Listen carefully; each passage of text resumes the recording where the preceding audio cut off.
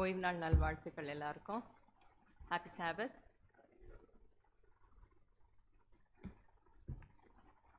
இன்றைக்குரிய feature டாக்குக்கு நான் தெரிந்து கொண்டது வந்து மினிட் மென் அப்படின்ட்டு, நிமிட ஆண்கள்,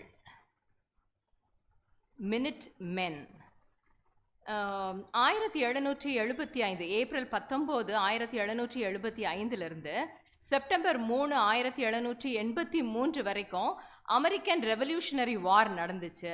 அதாவது அதுக்கு வந்து வேற இன்னொரு பேர் என்ன சொல்றாங்கன்னா ரெவல்யூஷனரி வார்ன்னு சொல்றாங்க, இல்லைன்னா அமெரிக்கன் வார் ஆஃப் இண்டிபெண்டன்ஸ் அப்படின்னு கூட சொல்லுவாங்க. ஸோ இந்த 8 வருடமான அந்த யுத்தம் நடந்துட்டு இருந்துச்சு. ஸோ அந்த யுத்தத்தில் பார்த்தீங்க அப்படின்னு சொன்னால் அது எதுக்காகன்னா, அந்த அமெரிக்கா வந்து இண்டிபெண்டன்ட் அமெரிக்காவாக ஆகணும் அப்படின்றதுக்காக நடந்த அந்த முயற்சி. அந்த யுத்தத்தில் வந்து எப்படி அந்த மினிட் மென் அப்படின்றவங்க யார் அப்படின்னு சொன்னால், அங்கே அந்த காலனிஸில் இருந்தாங்க. காலனிஸில் இருந்த அந்த காலனி அப்படின்றது வந்து குடிமக்கள் இருக்கிற அந்த ஒரு இடம். ஸோ காலோனியல் மிலுஷா அப்படின்ட்டு அந்த படை, அதாவது ஆயுதம் தாங்கிய குடிமக்களின் படை அப்படின்னு சொல்லுவாங்க. ஸோ இது வந்து அந்த காலத்தில் இருந்துச்சு. அதாவது இது எது அப்படின்னா, ஒரு ஸ்டாண்டர்டான ஒரு ப்ரொஃபஷனலான ஒரு ஆர்மி இல்லாமல் இருக்கிறது. ஸோ இந்த அந்த காலோனியல் மிலிஷா அப்படின்றதுல வந்து மினிட் மென் அப்படின்னு இருந்தாங்க. அதில் இருந்து வந்தது தான். ஸோ இவங்க என்னன்னு பார்த்தோம் அப்படின்னு சொன்னால், இவங்கெல்லாம் யாருன்னா குடிமக்கள். அந்த குடிமக்கள் வந்து அங்கே இருந்த ஜனங்கள் தான். அந்த பீப்புள் வந்து அவங்க ஒரு தேவை அப்படின்ற நேரத்தில் அவங்க ஒரு மிலிட்ரி ஃபோர்ஸாக வந்து அங்கே செயல்பட்டாங்க. அதில் வந்து என்ன அப்படின்னா, யாருக்கெல்லாம் முடியுமோ யங்காக இருக்கிறவங்க எல்லாரையும் சேர்த்து, இது வந்து ஒரு பார்ட் டைம் மாதிரி அவங்களுக்கு. அது ஆர்மியில் வந்து அவங்க கிடையாது. ஸோ இது வந்து ஒரு பார்ட் டைமாக அவங்க வந்து ஃபங்க்ஷன் பண்ணிட்டு இருந்தாங்க. ஸோ இந்த ஒரு மிலிட்ரி ஃபோர்ஸில் இருந்தவங்க தான் இந்த மினிட் மென் அப்படின்றவங்க. மினிட் மென் அப்படின்னா நிமிட ஆண்கள் அப்படின்ட்டு தமிழில் சொல்கிறோம். ஸோ இவங்க யார் அப்படின்னு பார்த்தா, அதில் உள்ள மெம்பர்ஸாக இருந்தாங்க. ஒரு காலனியல் மிலுஷ் அப்படின்றதுல வந்து அவங்க வந்து மெம்பர்ஸாக இருந்தாங்க. ஸோ இதில் வந்து அவங்க மெயினாக இது வந்து நியூ இங்கிலாந்து காலனியல் இதில் ஸ்டார்ட் ஆயிருந்துச்சு. இதை ஸ்டார்ட் பண்ணது எப்போ அப்படின்னா, மாசாச்சூசெட்ஸில் 1774 தான் இந்த அஃபிஷியலாக மினிட் மென் அப்படின்னு இது வந்து ஆர்கனைஸ் பண்ணாங்க இந்த டீமை. ஸோ இவங்க யார் அப்படின்னா, இவங்க வந்து ஆயுதம் தரிக்கிறதுல ரொம்ப வல்லவர்கள். அவங்கள வந்து ட்ரெயின் பண்ணியிருந்தாங்க. அப்புறமா அவங்க வந்து நல்லா மிலிட்ரி ஸ்ட்ராட்டஜிஸ் பண்ணுறதுக்கும் அந்த டாக்டிக்ஸ் பண்ணுறதுக்கும் அவங்களுக்கு வந்து ட்ரைனிங் கொடுத்து, அந்த ரெவல்யூஷனரி வார் டைமில், அமெரிக்கன் ரெவல்யூஷனரி வார் சமயத்தில் அவங்கள வந்து ட்ரெயின் பண்ணியிருந்தாங்க. இவங்க வந்து எனி டைம் ரெடியாக இருப்பாங்க. உடனே வந்து அவங்க மூவ் பண்ணணும் அப்படின்னா அவங்க ரெடியாக இருப்பாங்க. ரொம்ப ஃபாஸ்ட்டாக செயல்படக்கூடியவங்களாக இருப்பாங்க. அவங்க வந்து அந்த ஏதாவது அவங்களுக்கு ஒரு ஆபத்து வருது அப்படின்னு தெரியும் போது, ஒரு மிலிட்ரி த்ரெட் இருக்குது அப்படின்னா அதை வந்து உடனே இவங்க வந்து அதுக்கு ரெஸ்பாண்ட் பண்ணுவாங்க. இம்மீடியட்டாக ரெஸ்பாண்ட் பண்ணி அங்கே என்ன செய்யணுமோ அதை வந்து செய்கிறவங்க தான் இந்த மினிட் மென் அப்படின்றவங்க. ஸோ இவங்க வந்து எதுக்கு அந்த மினிட் மென் அப்படின்னு பேர் அப்படின்னா உங்களுக்கே தெரிஞ்சிருக்கும். அந்த பார்த்தோன்னே உங்களுக்கு தெரிஞ்சிருக்கும் என்ன அப்படின்னா, ஒரு மினிட்ல செயல்படக்கூடியவங்க அப்படின்ட்டு அர்த்தம். அதனால தான் அவங்களுக்கு வந்து மினிட் மென் அப்படின்னு பேர். அவங்க வந்து ரெடியாக இருப்பாங்க, எனி டைம் ரெடியாக இருப்பாங்க. ஒரு மினிட் நோட்டீஸில் வந்து அவங்க செயல்படக்கூடியவங்களாக இருக்கிறதுனால தான் அவங்களுக்கு வந்து இந்த மினிட் மென் அப்படின்ற பேர் வந்து அவங்களுக்கு கொடுக்கப்பட்டிருந்துச்சு. ஸோ இவங்க தான் ஃபர்ஸ்ட் பீப்புள் அந்த அமெரிக்கன் ரெவல்யூஷனரி வாரில் வந்து ஃபைட் பண்ணுறவங்க. இந்த டீம் வந்து அந்த என்டையர் ஆர்மியில் வந்து அவங்க ஒரு குவார்ட்டர் பார்ட் தான் இருப்பாங்க. ரொம்ப கம்மியானவங்களாக தான் இருப்பாங்க இந்த டீமு. இவங்க வந்து ஜென்ரலாக நான் சொன்னது போல் இதில் வந்து யங் பீப்புள் தான் இருப்பாங்க. யங் பீப்புள் எப்படின்னா ஒரு 30 இயர்ஸ் அப்படி தான் இருப்பாங்க. 30 இயர்ஸ்க்கு அபோவ் வந்து அவங்க அங்கே இருக்கிறது கிடையாது. இவங்க வந்து ரொம்ப ஃபாஸ்ட்டாக செயல்படுறதுக்காகவும் எனி டைம் மூவ் பண்ணுறதுக்காகவும் அவங்க வந்து லோக்கல் கவர்மெண்ட் மூலமாக அவங்களுக்கு வந்து அப்பாயிண்ட் பண்ணியிருந்தாங்க. ஸோ அவங்களுக்கு வந்து வெப்பன்ஸும் கொடுத்துருப்பாங்க. ஸோ இந்த மினிட் மென் இவங்க வந்து ரொம்ப ஒரு எனர்ஜெட்டிக்காக இருப்பாங்க. ரொம்ப ஒரு அவங்கள வந்து நம்பலாம். பொலிட்டிக்கல் ரிலையபிலிட்டி அண்ட் ஸ்ட்ரென்த் வந்து அவங்கக்கிட்ட இருந்துச்சு அப்படின்னு கூட பார்க்கலாம். ஸோ இவங்க வந்து ஃபர்ஸ்ட் ஆர்ம்டு, இப்போ ஒரு பேட்டில் அவங்க போகிறாங்க அப்படின்னா, ஒரு யுத்தத்துக்கு போகிறாங்கன்னா இவங்க தான் வந்து ஃபர்ஸ்ட்டாக இருப்பாங்க. ஸோ அப்படிப்பட்ட ஒரு பொசிஷன் வந்து அவங்களுக்கு இருந்துச்சு. ஸோ அவங்க எனி டைம் வந்து அவங்க அந்த யுத்தத்தை வந்து அவங்க எதிர்பார்க்குறவங்களா இருக்கிறாங்க. இந்த கான்செப்ட் வந்து நான் சொன்னது போல் வர்ச்செஸ்டர் கண்ட்ரி மாசாச்சூசெட்ஸில் வந்து இதை வந்து அவங்களுக்கு பேர் வச்சு அவங்கள இது பண்ணியிருந்தாங்க, ஸ்டார்ட் பண்ணியிருந்தாங்க, ஆர்கனைஸ் பண்ணியிருந்தாங்க. இப்போ அந்த மினிட் மென் அப்படின்றது வந்து அவங்க வெறும் அந்த யுத்தத்துக்கு மாத்திரம் கிடையாது. அவங்க வந்து அவங்களுக்கு இன்னும் வேறு என்ன ட்ரைனிங் பண்ணியிருந்தாங்கன்னா, அவங்க வந்து ரொம்ப அந்த கம்யூனிகேஷன் நெட்வொர்க்கில் கூட தே ஆர் ஹைலி எஃபெக்டிவ் அப்படின்னு சொல்லப்படுது. ஸோ இவங்க வந்து ஹார்ஸ் பேக்கில் வந்து போவாங்க. அவங்க ரைடர்ஸ் அந்த ஹார்ஸ் பேக்கில் இருந்து அவங்க வந்து நிறையா காலனிஸ், அக்ராஸ் த காலனிஸ் அவங்க வந்து போய் வேலைகளை செய்வாங்க அப்படின்னு கூட இங்கே பார்க்குறோம். ஸோ இவங்களுடைய அந்த ரேப்பிட் ரெஸ்பான்ஸ், இம்மீடியட்டாக ரொம்ப குவிக் ரெஸ்பான்ஸ்னால வந்து லெக்சிங்டன் பேட்டில்லையும் அப்புறம் கான்கார்டு அந்த ஃபோர்ஸ்ட் பிரிட்டிஷ் ட்ரூப்ஸ் எல்லாமே இவங்க வந்து பின்னோக்கி போகக்கூடிய அளவுக்கு வந்து இவங்க வேலை செஞ்சாங்களாம். ஸோ அப்படின்னா அந்த அமெரிக்கன் ரெவல்யூஷனரி வார் நடந்துச்சு இல்லையா, ஸோ அதில் வந்து பிரிட்டிஷர்ஸை வந்து டிஃபீட் பண்ணக்கூடிய அளவுக்கு அதுக்கு யார் வந்து காரணமாக இருந்தாங்கன்னா இந்த மினிட்மென் தான் காரணமாக இருந்தாங்க அப்படின்னு சொல்லி சொல்லப்படுது.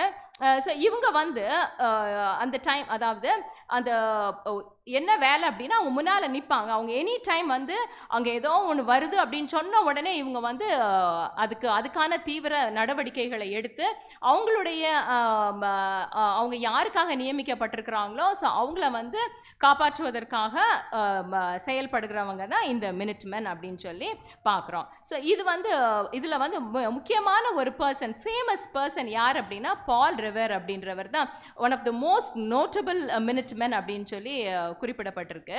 ஸோ இவர் வந்து என்ன பண்ணியிருக்கிறாருன்னா ஏப்ரல் 18, 1775 வந்து அவருடைய மிட் நைட் ரைடில் நடுராத்திரி வந்து அவர் போயிட்டுருக்கும்போது அங்கே அவருக்கு வந்து அந்த பிரிட்டிஷ் ட்ரூப்ஸ் எல்லாம் வர்றாங்க அப்படின்றத அவருக்கு தெரிஞ்சு உடனடியாக அவர் வந்து செயல்பட்டாராம். செயல்பட்டதுனால தான் அவர் வந்து ரொம்ப ஒரு ஃபேமஸான பர்சனாக இதில் வந்து மினிட்மென்னாக சொல்கிறாங்க. இப்போ நம்ம இந்த மினிட்மென் அப்படின்றது பார்த்தோம். மினிட்மென் அப்படின்றது ஒரு மொமெண்ட் நோட்டீஸ், ரொம்ப அப்படி காத்திருந்து அவங்க வர்றாங்க நாங்கள் போய் சொல்லணும் அப்படின்றதெல்லாம் இல்லை, இம்மீடியட்டாக வந்து செயல்படுறவங்க அப்படின்னு சொல்லிட்டு நம்ம அதில் பார்க்குறோம். சரி, இப்போ நம்ம வந்து வேதாகமத்தை நம்ம எடுத்துக்கிட்டோம் அப்படின்னு சொன்னால் அதில் யாராவது இருக்கிறாங்களா மினிட்மென்னா இம்மீடியட்டாக ரெஸ்பாண்ட் பண்ணவங்க, இம்மீடியட்டாக வேலை செஞ்சவங்க அப்படின்னு பார்த்தா நிறைய பேர் இருக்கிறாங்க. எல்லாருமே கடவுளுடைய வார்த்தைக்கு செவி கொடுக்குறவங்க எல்லாருமே உடனடியாக வேலை செய்தாங்க அப்படின்னு சொல்லி நம்ம பார்க்குறோம். இப்போ தேவனுடைய பிள்ளைகளாக இருக்கக்கூடியவங்க வந்து எப்படி இருக்கணும்னா இந்த மினிட்மென்னாக இருக்கணும் அப்படின்றத பார்க்குறோம் நம்ம. ஸோ மினிட்மென்னாக என்ன செய்யணும் அப்படின்னா, தேவனுடைய பிள்ளைகள் எனி டைம் காட் வந்து நமக்கு ஒரு வேலையை கொடுக்குறாங்க, நம்மளை செய்ய வைக்கிறாங்க அப்படின்னு சொல்லும்போது அதில் டிலே பண்ணலாமான்னா கண்டிப்பாக நம்ம டிலே பண்ணக்கூடாது. அதுதான் இதில் முக்கியமாக நம்ம படிக்க வேண்டிய காரியமாக இருக்குது. ஸோ நம்ம வந்து ஒரு மினிட்மென்னாக இருக்கணும். நமக்கு வந்து ஏன் அப்படி இருக்கணும் அப்படின்னா, நம்மளை வந்து இருளிலிருந்து வெளிச்சத்துக்கு கொண்டு வந்திருக்கிறாரு. ஸோ இருளிலிருந்து நம்மளை வெளிச்சத்துக்கு கொண்டு வந்திருக்கிறவர் வந்து அது வந்து ஒரு சாதாரண விஷயம் கிடையாது. எவ்வளோ ஒரு பெரிய ஒரு அற்புதமான விஷயத்தை வந்து நம்மளுடைய வாழ்க்கையில் செஞ்சுருக்கிறார் அப்படின்றதுனால நம்ம எப்படி இருக்கணுமா, அவருக்கு ஃபெய்த்ஃபுல்லாக இருக்கணுமா. எப்பயுமே நம்ம ஃபெய்த்ஃபுல்லாக இருந்து அவருக்காக நம்ம வந்து உடனடியாக அவருக்காக வேலை செய்ய வேண்டியது மிக முக்கியமாக இருக்குது. அவருக்கு நம்ம துதியை செலுத்த வேண்டியதும் ரொம்ப முக்கியமாக இருக்குது. நம்ம ப்ரைஸ் பண்ண வேண்டியது அவசியமாக இருக்குது. ஸோ நம்ம வந்து வெளியில் கொண்டு வந்தவர், நம்மளை வெளிச்சத்துக்கு கொண்டு வந்தவர், அவர் நமக்கு கொடுக்குற வேலை என்ன, மற்றவர்களை நம்ம வந்து வெளிச்சத்துக்கு கொண்டு வரணுன்றதுக்காக தான் நம்மளை வந்து ஆயத்தப்படுத்துகிறாரு. ஸோ அவருடைய கற்பனைகளுக்கு கீழ்ப்படிந்து நடக்கும்போது அப்போ எனி டைம் வந்து நம்ம ரெடியாக இருக்கணும். அவருக்காக, அவர் சர்வீஸ்க்காக, ஊழியம் செய்கிறதுக்காக நம்ம ரெடியாக இருக்கணும்னு தான் நம்மளை வந்து அழைக்கிறாரு. ஸோ யாரெல்லாம் உண்மையிலேயே தேவனுடைய கிறிஸ்துவுடைய ரெப்ரசன்டேட்டிவ்ஸாக அழைக்கப்பட்டிருக்கிறோமோ அவங்க எல்லாரும் என்ன செய்வாங்கன்னா மற்றவர்களுடைய நலனுக்காக தான் வேலை செய்வாங்க. உண்மையாகவே தேவனுக்காக தேவனுடைய பிள்ளைகள் அப்படின்னு சொல்கிறவங்க வந்து மற்றவங்களுக்காக எந்த நேரமோ அடுத்தவங்களுக்காக அவங்களுக்கு நான் எந்த விதத்தில் நான் ஹெல்ப் பண்ணலாம், அவங்கள நான் எப்படி நான் தேவனுக்குள்ளே கொண்டு வரலாம், எப்படி நான் சத்தியத்துக்குள்ளே கொண்டு வரலாம், என்ன செஞ்சால் அவங்க வருவாங்க அப்படின்னு அவங்களுடைய நலனுக்காக தான் வேலை செய்கிறவர்களாக இருக்கிறோம். ஸோ அது மாத்திரம் இல்லை, இன்னும் வந்து ரொம்ப சந்தோஷத்தோடு செய்கிறது. ஐயோ வேற வழி இல்லையே, நான் செஞ்சாகணுமே, நான் ஒரு கிறிஸ்டியனாக இருக்கனே, ஒரு அட்வென்டிஸ்டாக இருக்கனே, நீ எல்லாரும் சொல்கிறாங்களே நான் ஊழியம் செய்யணுமேன்றது கிடையாது. உண்மையிலேயே நம்ம வந்து அந்த ஒரு உண்மையான அந்த வெளிச்சத்தை நம்ம பெற்று இருக்கிறோம் அப்படின்னா, அந்த சந்தோஷத்தில் இருக்கிறோம் அப்படின்னு சொன்னால் நம்ம சந்தோஷமாக செய்வோம், மற்றவங்களுக்காக நம்ம சந்தோஷமாக கண்டிப்பாக செய்வோம். ஸோ அப்படிப்பட்டவங்க வந்து எந்த நேரத்துலையும் ரெடியாக இருப்பாங்க, எங்கே எதை சொன்னாலும் உடனே செய்யக்கூடியவங்க. ஐயோ எனக்கு ஆயத்தம் இல்லையே, எனக்கு தெரியாதே, நான் ப்ரிப்பேர் பண்ணலையே அப்படின்றவங்க இருக்க மாட்டாங்களாம். Any time ready to do anything அப்படின்ற, இப்போ பாஸ்டருக்காக வெயிட் பண்ணுறது இல்லை, இல்லை மற்ற ஊழியர்கள் வந்து தான் அவங்க செய்யணும் அப்படின்றது கிடையாது. எனி டைமு ரெடியாக இருக்கிறவங்க அப்படின்ட்டு இந்த மினிட் மென்னை வந்து குறிப்பிட்டு சொல்லப்பட்டிருக்கு. இன்னும் வந்து அவங்க தன்னை புகழணும், ஓ நான் இது செஞ்சேன்னா எல்லாரும் என்னைய ப்ரைஸ் பண்ணணும், ஸோ அப்படின்றதுக்காக அவங்க செய்கிறவங்க கிடையாது. ஒரு காரியம் நான் செஞ்சேன்னா எதிர்பார்த்து செய்கிறது கிடையாது, நான் இதை செஞ்சேன்னா எனக்கு இது பலன் கிடைக்குமா அப்படின்னு செய்கிறவங்க வந்து மினிட் மென் கண்டிப்பாக கிடையாது. எதையுமே எதிர்பார்க்காம தேவனுக்காக தாழ்மையோடு சாந்தத்தோடு உண்மையோடு வேலை செய்கிறவங்க அவங்க தான் மினிட் மென்னாக இருக்கிறாங்க. ஸோ அப்போ கிறிஸ்து வந்து ஏன் அப்படி செய்கிறாங்கன்னா, கிறிஸ்து நிறைய எனக்காக செஞ்சுருக்கிறாங்க, நான் அவருக்காக என்ன செய்கிறது அப்படின்னு சொல்லி செயல்படுறவங்க தான் இந்த மினிட் மென் அப்படின்னு பார்க்குறோம். சரி, இதெல்லாம் நம்ம செய்யணும்னா நம்ம என்ன செய்யணும், அதற்காக ஆயத்தங்கள் என்ன செய்ய வேண்டியது இருக்குது அப்படின்னு ஒரு சில வசனங்களை மாத்திரம் பார்ப்போம். 1 பேதுரு 3:15 1 பேதுரு 3:15 என்ன அப்படின்னா, நம்ம எப்போ வந்து மினிட் மென்னாக இருக்க முடியும் அப்படின்னு பார்த்தா, கர்த்தராகிய தேவனை உங்கள் இருதயங்களில் பரிசுத்தம் பண்ணுங்கள், உங்களில் இருக்கிற நம்பிக்கையை குறித்து உங்களிடத்தில் விசாரித்து கேட்கிற யாவருக்கும் சாந்தத்தோடும் வணக்கத்தோடும் உத்தரவு சொல்ல எப்பொழுதும் ஆயத்தமாயிருங்கள். எப்போ நம்ம ஆயத்தமாக இருக்க முடியும் அப்படின்னு சொன்னால், நமக்குள்ள சத்தியன்றது இருந்தால், நம்ம வந்து தேவனோடு உள்ள உறவு வைத்திருந்தா, நம்ம அதிகமாக படித்திருந்தால் மாத்திரமே தான் நம்ம வந்து உத்தரவு சொல்கிறதுக்கு முடியும். எப்பயும் நம்ம ஆயத்தமாக இருக்க வேண்டும் அப்படின்னு சொல்லப்பட்டிருக்கு. இன்னொரு வசனம் பார்த்தீங்கன்னா 1 கொரிந்தியர் 15:31 வந்து பவுல் என்ன சொல்றாருன்னா, தினமும் என்ன செய்யணுமா, நம்ம சாக வேண்டும். சுயத்திற்காக நம்ம என்ன செய்யணும், தினம் நம்ம சாக வேண்டியது அவசியமா இருக்கு. அப்ப நம்ம செத்தா மாத்திரம்தான் ஆவிக்குரிய வாழ்க்கையில, நம்ம சுயத்துக்காக நம்ம செத்தா மாத்திரம்தான் நம்ம வந்து முன்னால போக முடியும். அப்புறம் இன்னொரு வசனம் வந்து நம்மளை வந்து மினிட் மென்னு வந்து பைபிளில் கிடையாது, பட் வேறு மாதிரி கொடுத்துருக்காங்க. என்ன கொடுத்துருக்காங்க அப்படின்னு சொன்னால், எசேக்கியேல் 33:1-6 இதில் வந்து எல்லாருக்குமே தெரிஞ்ச இந்த வசனம் தான். அதில் வந்து என்ன கொடுத்துருக்காங்கன்னா, தேவன் நம்மை காவல்காரராக வைத்திருக்கிறாரு, காவலாளனாக நம்மளை வச்சிருக்கிறாங்க, வாட்ச்மேனாக நம்மளை வச்சிருக்கிறாங்க. இப்போ வாட்ச்மேனுடைய வேலை என்ன, தூங்குற வேலை கிடையாது. எனி டைம் அவங்க என்ன செய்யணும், முழிச்சிருக்கணும், ரெடியாக இருக்கணும். ஒரு ஆபத்து வருது அப்படின்றத அவங்க பார்த்து மற்றவங்களை வந்து வார்ன் பண்ண வேண்டியது அவங்களுடைய வேலையாக இருக்குது. இப்போ தேவன் நம்மளை இந்த சபையில் வந்து ஒரு வாட்ச்மேனாக வச்சுருக்கிறாங்க அப்படின்னா, அப்போ நம்ம எவ்வளவு விழிப்பாக இருக்க வேண்டியது அவசியமாக இருக்குது அப்படின்ட்டு பார்க்குறோம். 1 தெசலோனிக்கேயர் 5வது அதிகாரம் 6வது வசனம் அதை குறித்து சொல்லுகிறது. 1 தெசலோனிக்கேயர் 1வது அதிகாரம் 5வது அதிகாரம் 6வது வசனம். ஆகையால் மற்றவர்கள் தூங்குகிறது போல நாம் தூங்காமல் விழித்து கொண்டு தெளிந்தவர்களாய் இருக்க கடவோம். ஸோ நம்ம என்ன செய்யணுமா, எப்பயுமே நம்ம விழித்திருக்க வேண்டியது மிகவும் அவசியமாக இருக்கிறது. இன்னொரு லாஸ்ட் ஒரு வசனம், ரோமர் 12:2.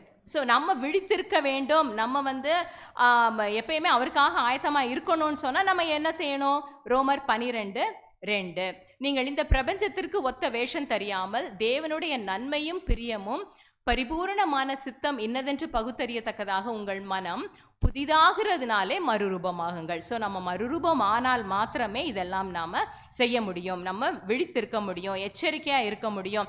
நம்ம விழித்திருந்தால் மாத்திரம்தான், எப்பயுமே நம்ம ரெடியாக இருந்தால் தான் மற்றவங்களை நம்ம வார்ன் பண்ண முடியும் அப்படின்னு சொல்லி நம்ம இங்கே பார்க்குறோம். ஸோ தேவன் வந்து நமக்கு கொடுத்துருக்கிற அந்த வேலைகளை வந்து நாம் செய்வதற்கு எப்பயும் ஆயத்தமாக இருக்கணும். ஸோ வேதத்தில் பார்த்தீங்கன்னா அடிக்கடி இந்த மைட்டி மென், அப்புறம் வாட்ச்மென் இப்படின்ற அந்த வார்த்தைகளை வந்து அதிகமாக கொடுத்துருக்குறாங்க.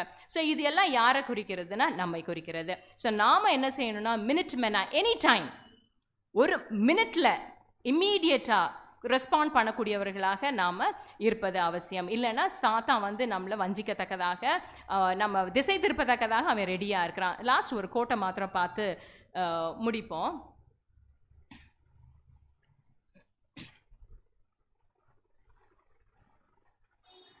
பேட்ரியாக்ஸ் அண்ட் ப்ராஃபட்ஸில் பேஜ் 423 நம்ம இதை பார்க்குறோம்.